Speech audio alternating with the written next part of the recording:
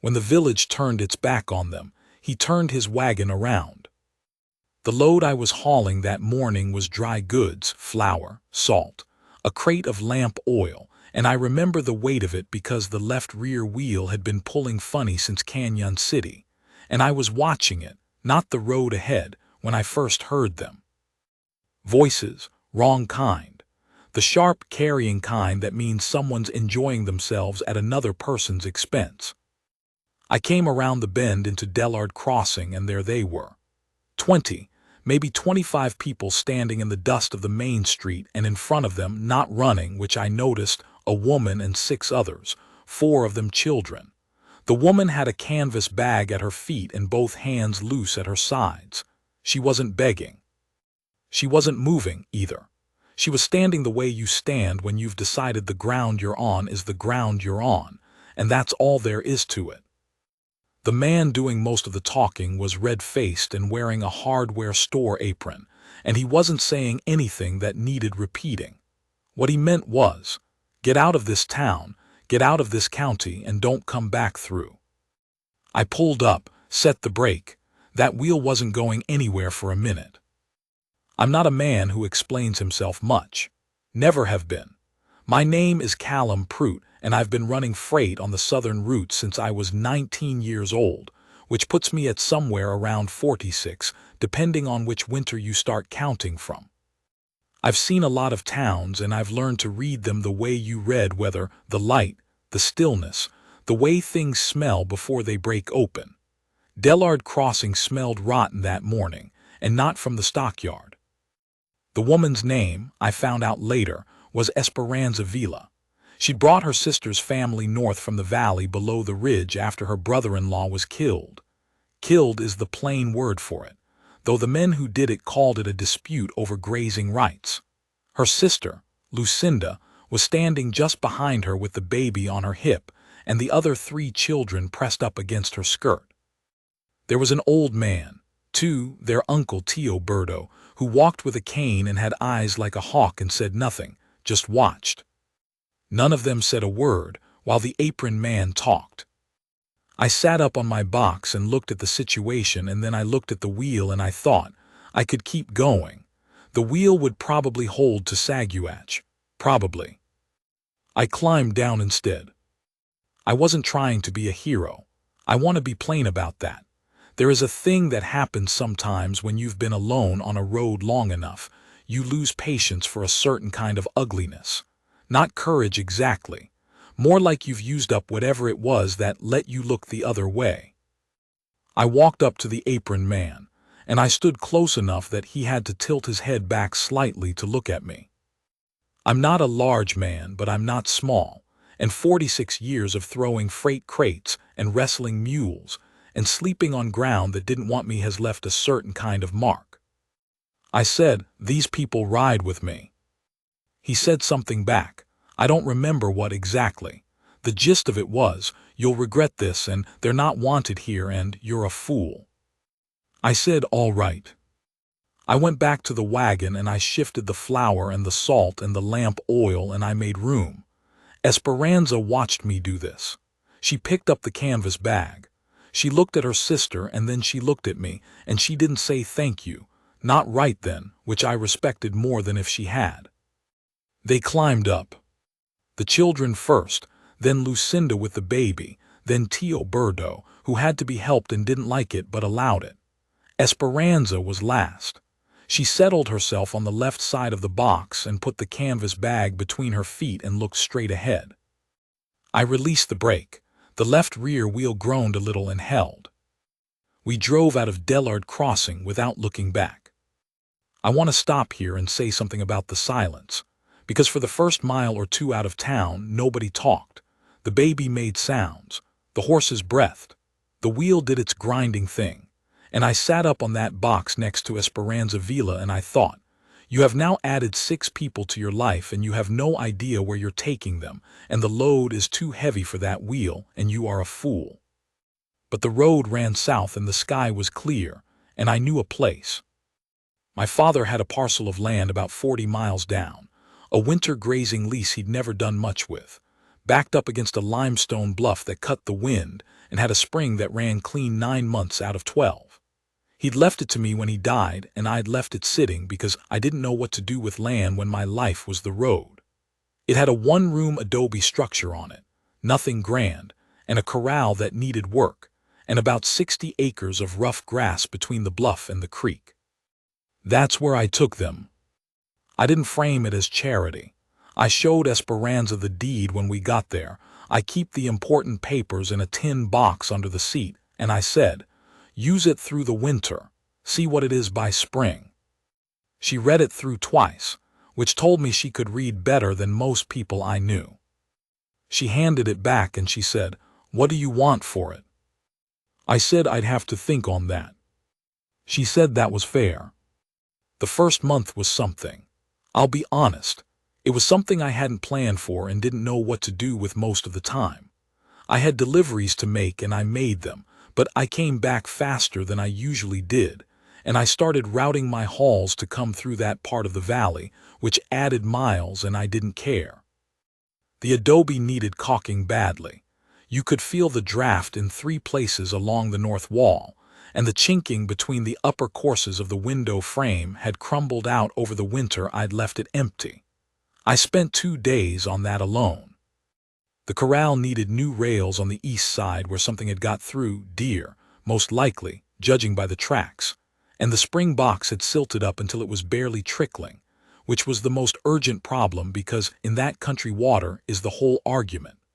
I dug it out and lined the box with flat limestone I pulled from the creek bank, and when the water came back up clean and strong, I felt something I hadn't felt in a while. Something like competence landing where it's needed. Tio Berto watched me work.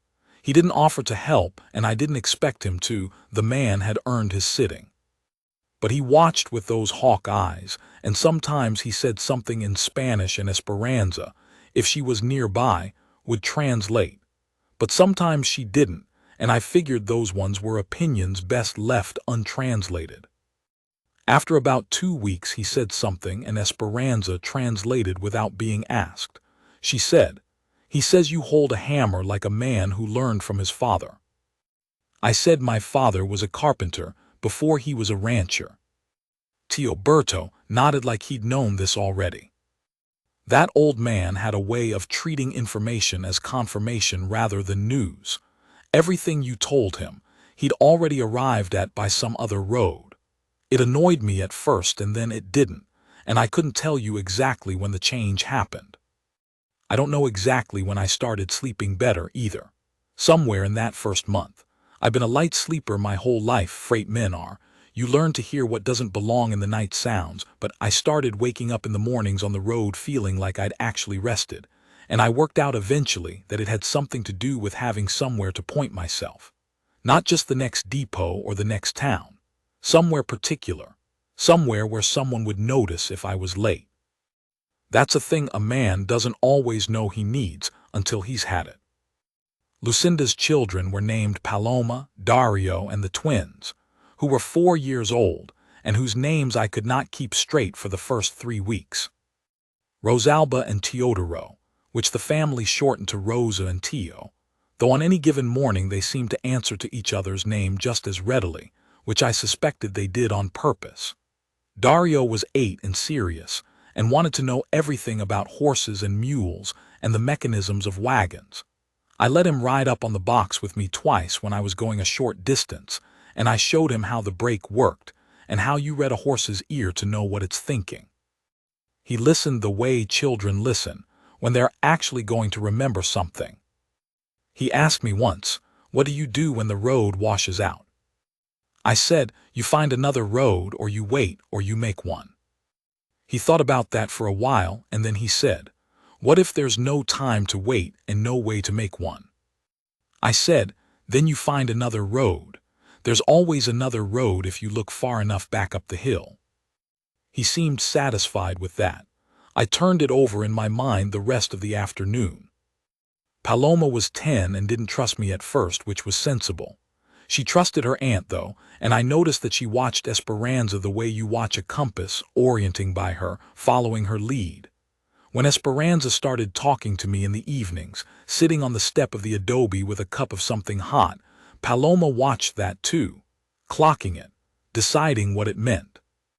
One afternoon about 6 weeks in, Paloma came up next to me while I was working on a gate hinge and she said, "Are you going to leave in the spring?" I said I hadn't decided yet. She said, "Tio Berto says you will." I said Tio Berto might be wrong. She considered that, then she said, "He's usually not." She walked away before I could answer. 10 years old and already had a point of view that could stop a man cold. Those evenings came on slow. I didn't force them. Esperanza wasn't a woman who needed filling up with talk, and neither was I, and so sometimes we just sat out on the step while the light came off the bluff and turned the creek water bronze, and that was enough. Enough to feel like something real was happening, even if nothing was being said. But sometimes we talked. She told me about the valley they'd come from, not with grief exactly, more with the flatness you develop about a thing you've grieved already and finished grieving. Her brother-in-law, Marco, had been a good man. He'd known the land and worked it honest, built the house himself, kept his word to everyone he owed it to. The men who took it from him weren't worried about grass, she said. They were worried about a family that didn't look like them owning something worth having. There's a difference between a land dispute and a land theft, she said, and most people don't want to hear it named correctly. I said I understood that. She said, "Do you?" I thought about it. I said, "Not the way you do, but I understand men who think ownership is a kind of license. Men who think having the deed means they also have the right to everything around it, including the people." She looked at me for a moment, then she looked back at the creek. She said, "My father used to say a man who protects what isn't his to protect is either a fool or a good man, sometimes both." I said, "Which does he think I am?" She said, "He's dead. I'm the one you have to ask." I asked. She took her time with it. She said, "I think you're both. I think that's probably the only kind worth trusting." I didn't say anything to that. What was there to say? She told me other things over those weeks. About the route they'd walked getting north, 4 days on foot with the children and the baby and Tio Berto moving as fast as he could move, which wasn't fast, and the one night it rained, and they had nothing over their heads.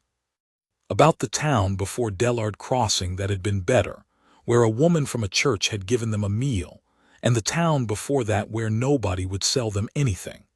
About what it's like to walk into a strange place and read in 2 seconds whether you're in danger or not, and how after a while you get tired of having to be that fast. I thought about the roads I'd traveled my whole life, and how I'd never had to read them that way. Getting through, for me, was a matter of terrain and weather and the mood of the horses, not the mood of whoever was standing on the other end. I said, "I'm sorry you've had to know that." She said, "Don't be sorry, just be the other kind of place." I said I'd try. October came in cold. Earlier than usual. By the second week there was frost on the grass before dawn, and the creek ran lower and harder and clearer the way it does when the temperature drops. I was making a regular circuit by then, Saguach, Del Norte, Monte Vista, back down through the valley, and I'd started picking up work along the southern routes, closer to the border, where there was freight moving that the bigger operations didn't want the trouble of. The roads were harder and the hours were longer and the pay was better, and I was putting money aside in a way I hadn't for years, because, for the first time in a while, I had something I was putting it aside toward. I wasn't quite sure how to name that something yet, but it was there and it pulled, and that was enough to work from. The southern routes were a different world from the Central Valley runs I'd done most of my life. Harder country in every way, the roads were less maintained, the grades were worse, and in late fall the wind came off the desert plateau with a cold that got into the wagon joints and made the whole rig creak like a ship in weather. But the trade was honest, and the people who needed things down there genuinely needed them, and there was a satisfaction in that kind of freight that the easy town-to-town hauls didn't have. I ran loads down to a settlement called Arroyo Seco, where a community of Hispano families had been ranching for 3 generations. They needed hardware, glass for windows, medicine, the particular kind of heavy canvas they used for water collection. I ran loads to a mining camp above the tree line where 40 men were working a copper deposit and required every consumable known to man at twice the normal price, which they paid without complaint. I ran loads to a Franciscan mission where an old padre named Brother Arsenio bought everything I had with such genuine gratitude that I started thinking about what he needed before he asked. These runs added something. Not just money, though they added that.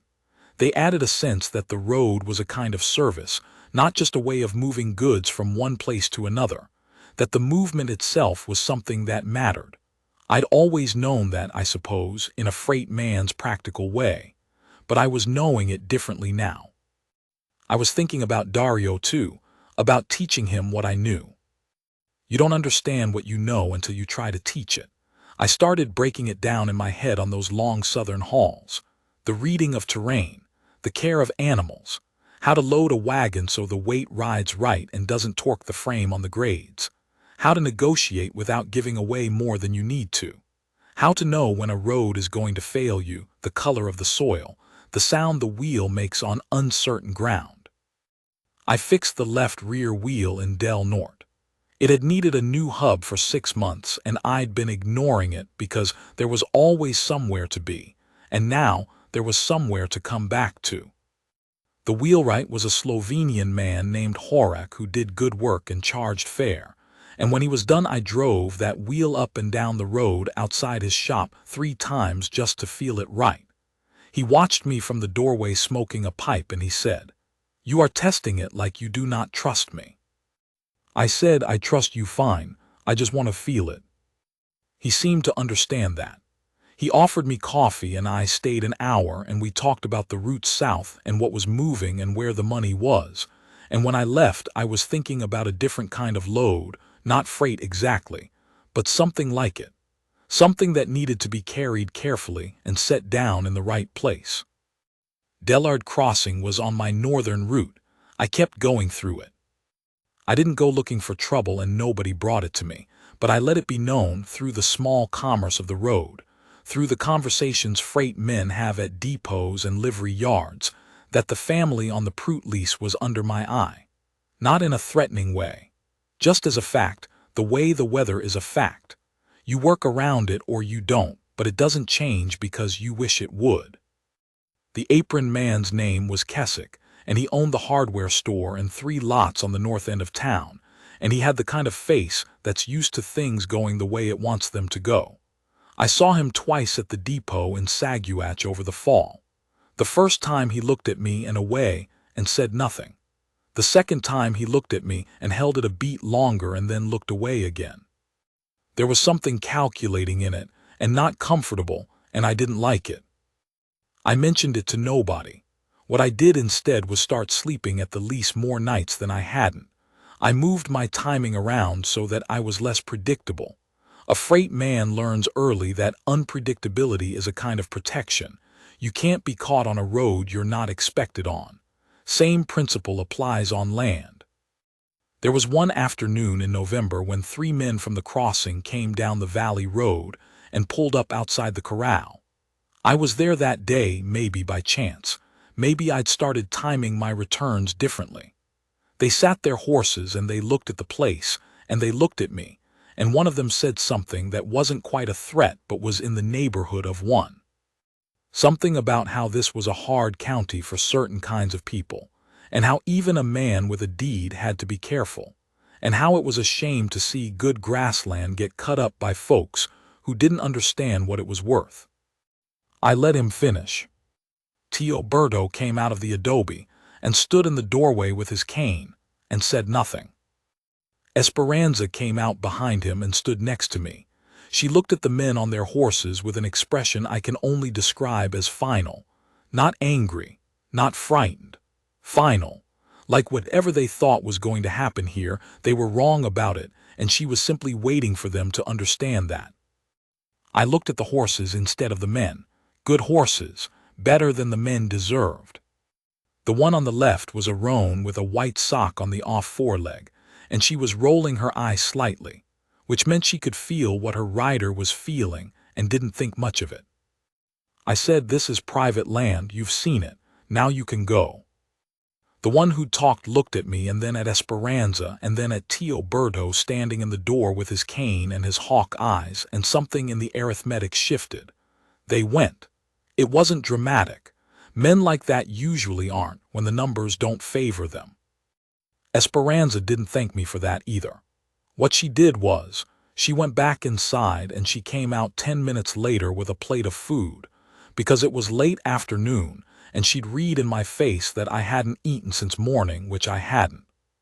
She handed it to me, and she went back to what she'd been doing. I stood there eating by the corral fence, and I thought about that. The feeding, the reading, the not making a thing out of either. That was the day I understood something. Not a realization, I hate that word. It always sounds like something that happens in a book. More like something I'd already known settling into the place where I could feel it properly. That this woman wasn't going to make a fuss over me. She wasn't going to tell me I was something special. She was going to feed me when I hadn't eaten and stand next to me when men came to the fence and trust me with her family's roof. And all of that was worth more than any amount of being told a thing. I stayed 3 days that visit, more than I usually did. I helped Lucinda repair the 2 back window shutters that had been warped by the rain. The wood had swelled and then dried wrong, and neither one would close flush. It was fiddly work, planing them down a little at a time and rehinging and trying again, and Lucinda held them in place while I worked and didn't complain about how long it was taking. She was quieter than her sister, still coiled around her grief, but she had a steadiness to her. She was keeping her children fed and warm, and she was doing it with whatever came to hand, and she never asked for acknowledgement of any of it. I respected that. The baby's name was Iniacutes. She was 10 months old and had learned to pull herself up on things and stand, swaying, for about 4 seconds before sitting back down hard, which seemed to delight her. She had no opinion of me one way or the other, which I found restful. On the 3rd evening, I told Esperanza that I'd been thinking about the question she'd asked. "What do you want for it?" She said she remembered. I said, "I've been going over it and I can't get to an answer that involves rent or labor or anything like that, because that's not what it is. What it is," I said, "is that I have land I wasn't using and you have people who need it. That part's done. What I'm trying to work out is the other part." She waited. I said I'd like to stay, not as a guest and not as a landlord. As a man who works this land and keeps the lease and is here when the men come to the fence. As a man who takes his meals in the evening sitting on the step if she'll have it. I said I wasn't going to dress it up in words it didn't deserve, but that's what I was asking. She was quiet for a while. The fire was low inside, and the light that came through the doorway lay across the ground between us in a narrow stripe, and the creek made its sound in the dark below the bluff. She said, "Tio Berto thinks you'll leave in the spring when the road's open." I said, "With respect to Tio Berto, tell him he's wrong." She made a sound that might have been a laugh. She said she'd tell him. She didn't say yes, not exactly. What she did was, she put her hand on the back of my hand, flat, warm, deliberate, and left it there for a long moment, and then she picked up her cup and went inside. I sat out there until the bluff went dark and the creek went quiet. Inside I could hear Tio Berto shift in his chair. The fire snapped. The twins made the sounds children make when they're deep asleep, which is a particular kind of sound that carries, and I'd gotten used to it without noticing I had. I thought about what I had at this point in my life outside of this place. I had the wagon and the team, which were paid for. I had the lease, which was paid for now, or almost. I had my tools and a bedroll and the tin box with the important papers. I had a reputation on the routes, which is the currency of the road. People who knew I'd get the load there in the condition it left in, and that I'd say so straight if I couldn't. That was the whole inventory. It didn't seem like much. Looked at one way. Looked at another. It was the exact inventory needed for this particular use. The lease wanted a man who could work it and hold it and wasn't tied to anywhere else. The family wanted a man they could trust at the fence. The children wanted. I was less sure about what children wanted, but Dario had made his wants plain enough, and Paloma was watching to see if I was the kind of man who stayed. I was starting to think I was. I did not leave in the spring. What I did in December was ride up to Saguach and talk to a man named Aldrich who held a second mortgage on the Prout lease, my father's debt, not mine, but it had transferred with the land, and I'd been paying it off in small amounts for 3 years. I sat across from Aldrich and I put cash money on his desk and I said, "I want the note retired." He looked at the money and he looked at me and he said he'd need a few days to draw up the papers. I said I'd be back Thursday. I was back Thursday and the papers were ready, and I signed them and folded my copy and put it in the tin box under the seat next to the deed. On the way home, I stopped at the dry goods in Del Norte and bought a bolt of wool flannel, dark red, the good weight, because Lucinda had said something 3 weeks earlier about the children needing warmer things, and I'd been thinking about it since. I bought it and put it in the wagon and didn't say anything about it when I got home, just set it on the table inside when I brought in the other supplies. Lucinda picked it up and looked at it and looked at me. I said, "For the children." She said something in Spanish, soft and fast, and looked away. Then she put it down and smoothed it with both hands the way you do with something that matters. Teoberto watched all of this from his chair by the fire. He said something. Esperanza, standing in the doorway, translated. He says you are either a fool or a good man. I said, he already said that. She said, he says now he thinks it's settled. I looked at the old man. He was looking at the fire. I said, tell him I appreciate that. She translated. Teoberto made a sound that could have been acknowledgement and could have been dismissal and went back to his fire, and I went back to unhitching the team. January was hard. That's the plain truth of it. The snow came in from the northwest and came in heavy, and the temperature dropped to where the spring slowed to a trickle, and I had to break ice in the water trough every morning before the horses could drink. The road to Del Norte was passable some days and not others. I had a delivery contracted for the second week of January that I couldn't make and had to send word ahead by a rider going north, which cost me the contract and some of the goodwill I'd built with the merchant in question, and there was nothing to be done about it. What there was to be done: keep the fire going, keep the stock fed, keep the roof sound. The adobe held better than I expected. My father had built well or hired well, one of the two. But there was a section of the roof near the north wall that worried me, and I went up in the cold and repacked it with mud and straw while the snow held off for a day. Dario handed things up to me from the ladder below, serious and careful, wearing a pair of gloves I'd bought him in Del Norte that were still a size too big. We ate well.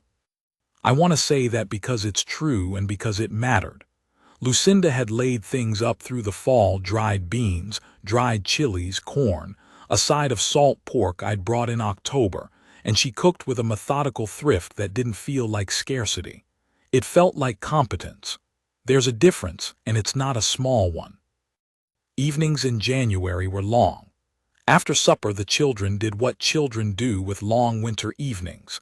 The twins invented games that seemed to have no rules but generated strong opinions, and Dario read from the one book we had among us, a Spanish Bible with a cracked spine, reading aloud to the twins until they fell asleep, which was the point of the exercise. Paloma drew.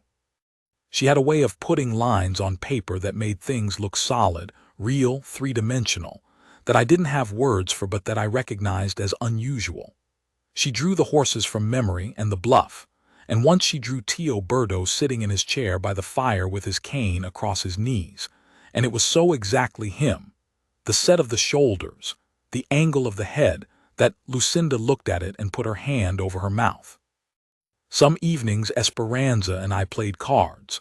Not Tio Berto's game, which remained beyond me, but simpler things. We played for nothing and we didn't keep score, and mostly we just sat across the table from each other in the lamplight with the snow coming down outside, and that was its own kind of thing. There were hard evenings too. I want to say that because I don't want to make it sound like it was easy, any of it.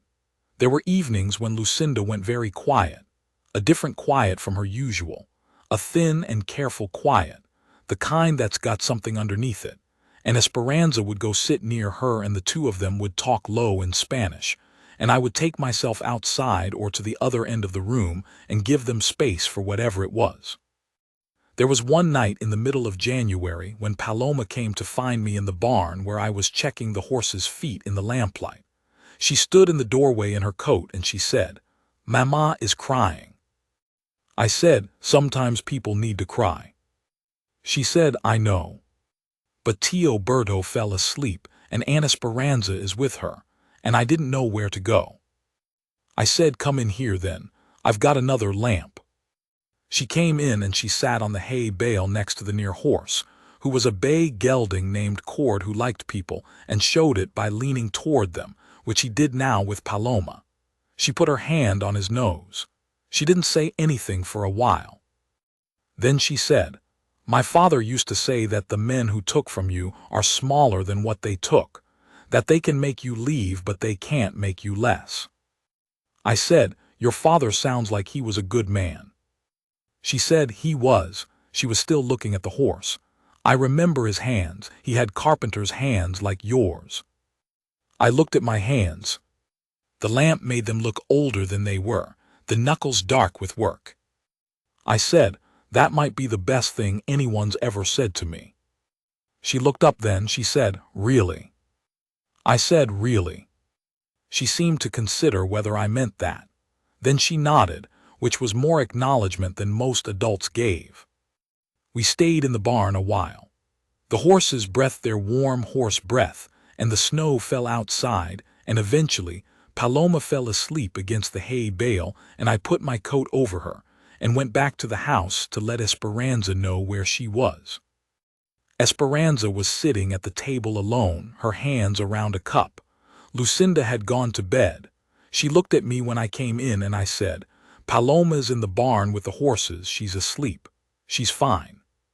She nodded. She said, "Thank you." Those were the only 2 words she said to me that night.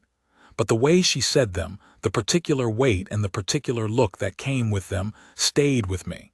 Like she was thanking me for more than finding the girl. Like she was thanking me for all of it, the whole winter's worth of it, in 2 words, because that was what she had.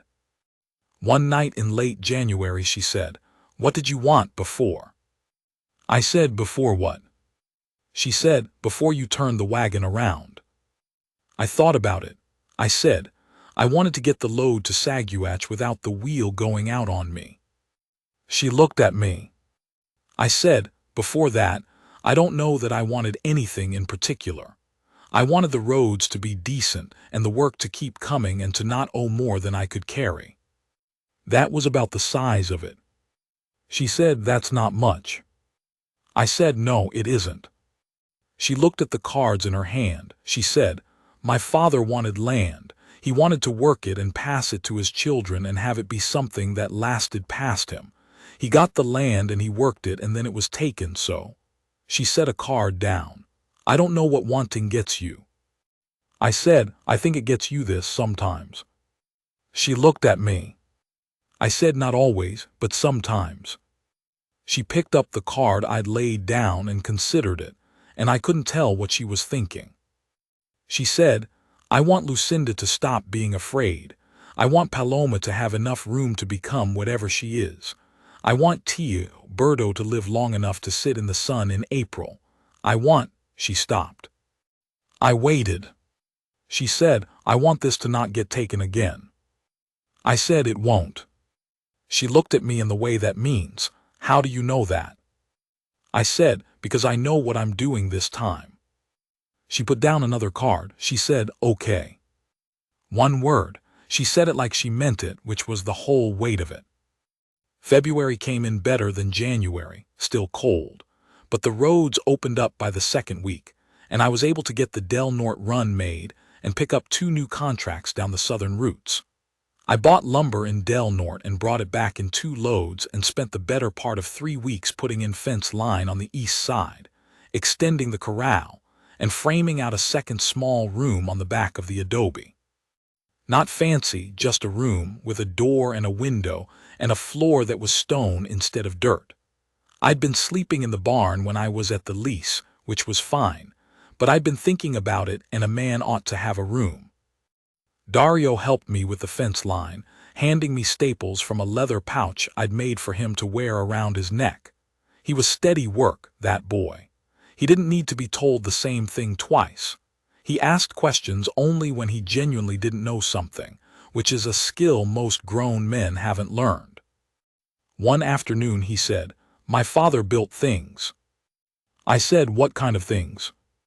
He said, "The house, the chicken coop." He was making a table when he stopped. He handed me a staple. He said, "It wasn't finished."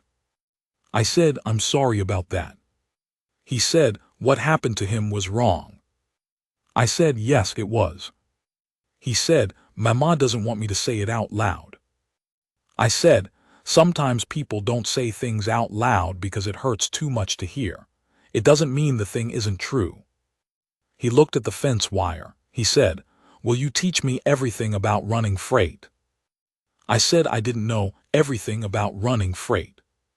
He said, "Will you teach me what you know?" I said yes. We finished the fence in 4 days, and then I started on the room.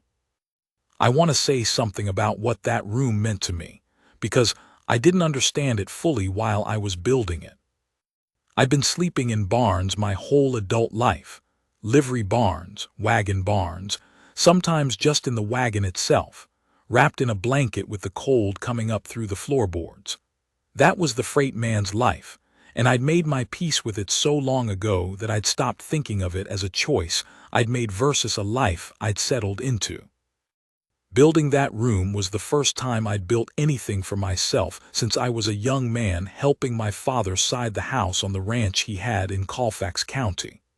I'd been 19, maybe 20, and I remembered the feeling of putting up walls that were going to stand, not for a season, not for a job, but for however long the land held. That feeling was back now, different in degree because I was better at it, and different in kind because of what I was building toward, but recognizable. The same thing underneath. I built it well. I took my time on the floor, cutting the stones to fit tight, setting them in sand, checking the level twice. The window faced east, which meant morning light, which was the right choice for a room in a working house. The door I hung with iron hinges I'd bought at the hardware in Del Norte, the good kind, the kind that would outlast the wood around them. When the room was done, I moved my bedroll into it and my tin box and the spare tools and the 2 books I owned, which were a freighting guide from 1861 that was out of date but useful, and a collection of maps of the southern territories that I'd assembled over the years by buying them one at a time whenever a new survey came out. Those maps were the closest thing I had to a library. I spread them on the stone floor sometimes in the evenings, and I looked at the routes I knew, and the routes I'd never run, and I thought about what the country looked like from above. All those roads going every direction, crossing and recrossing, and every one of them somebody's way to somewhere. We finished the fence in 4 days, and then I started on the room. Tio Berto came out one afternoon and watched me frame the window. He said something without waiting for Esperanza to translate, and I didn't understand the words, but I understood the tone, which was approval. I said, "Thank you." He said something else. I said, "I don't know what that means." He pointed at the window frame and said something again. I looked at the frame. I looked at him. He made a leveling gesture with his hand. I looked at the frame again. I got the level out and checked it. It was off by 1.5 degrees. I fixed it. Tio Berto went back inside. I stood there looking at the corrected frame for a minute, and then I went back to work. That old man, I'll be honest, by the time spring came I'd have walked through weather for him. That's a strange thing to say about a man who didn't particularly make it easy, but there it is. The Keswick situation resolved itself in a way I hadn't expected. A man named Dunbar rode out from Saguache in the second week of March. He was one of the land agents up there, the kind who handles disputes and surveys and the paperwork side of border arguments. He'd been looking into the Vila land down south, he said. The land where Marco had been killed and the family pushed off. He'd found some irregularities in the transfer documents, something about a second signature that didn't match, a notarization date that was wrong, and he was asking questions. He wanted to know if there were witnesses to anything that happened on or around that land before the family was driven off. Tio Berto, it turned out, was a witness to several things. He'd been there. He'd seen the men who came and what they did, and he'd kept himself very still, and they'd overlooked him because men like that often overlook old men, which is one of many mistakes men like that tend to make. He gave his account to Dunbar through Esperanza, quietly, looking at his hands, and when he was done he looked up and said something to Esperanza. She said to Dunbar, "He says he has been waiting for someone with a ledger to come and ask." Dunbar wrote everything down. He was a careful man, the kind who asks you to repeat things and writes slowly and asks if he has it right. He thanked Tio Berto, and then he thanked Esperanza, and then he looked at me and he said, "How long have you known this family?" I said, "Since October." He said, "You're on the Prout lease." I said, "Yes." He said, "And what's your situation there with respect to them?" I looked at Esperanza. She was looking at me. I said, "Their family, that's my situation." Dunbar wrote that down too, which surprised me. What happened with Keswick after that I only know in pieces. It came back to me over the months through the freight circuit, which is better than a telegraph for that kind of news. The irregularities Dunbar found were apparently significant enough that Keswick and two other men who'd been involved in the original deal had some serious explaining to do to the county assessor's office. Whether the Vila land ever came back to Lucinda I couldn't say for certain, though there was talk later in the year that a settlement had been reached. I didn't ask Esperanza about it directly. Whatever happened would happen, and she'd tell me when there was something to tell. I did find out, through Horek the wheelwright in Del Norte, that Keswick had been asked some pointed questions by the district court in Saguache and had not answered them well. Horek was the kind of man who collected this sort of information the way other men collect coins, carefully, with a sense for what was genuine. He said, "That hardware man from the crossing, he is having trouble." He said it with a Slovak satisfaction that I found appropriate. I said I heard. He said, "Your people from the lease." I said, "Yes."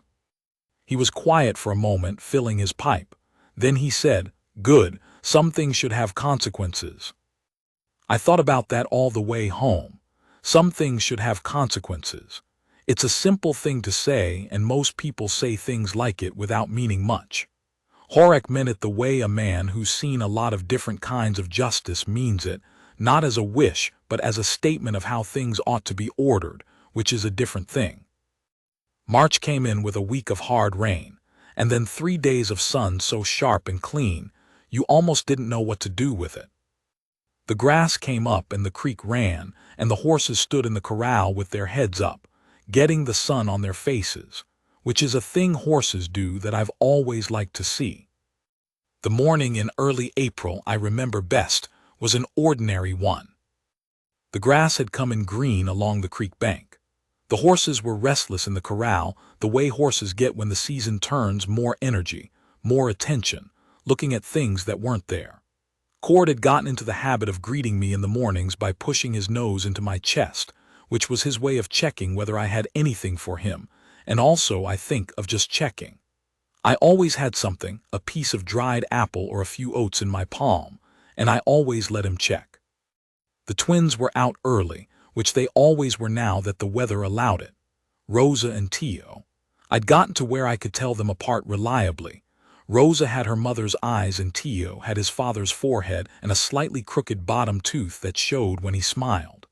They were talking to each other in their twin language that was mostly Spanish but had other things mixed in, some English, some words I was fairly sure they'd invented. They ran past me toward the creek and I watched them go and thought, they don't know they're supposed to be afraid anymore. Sometime in the winter that had stopped. I didn't know exactly when.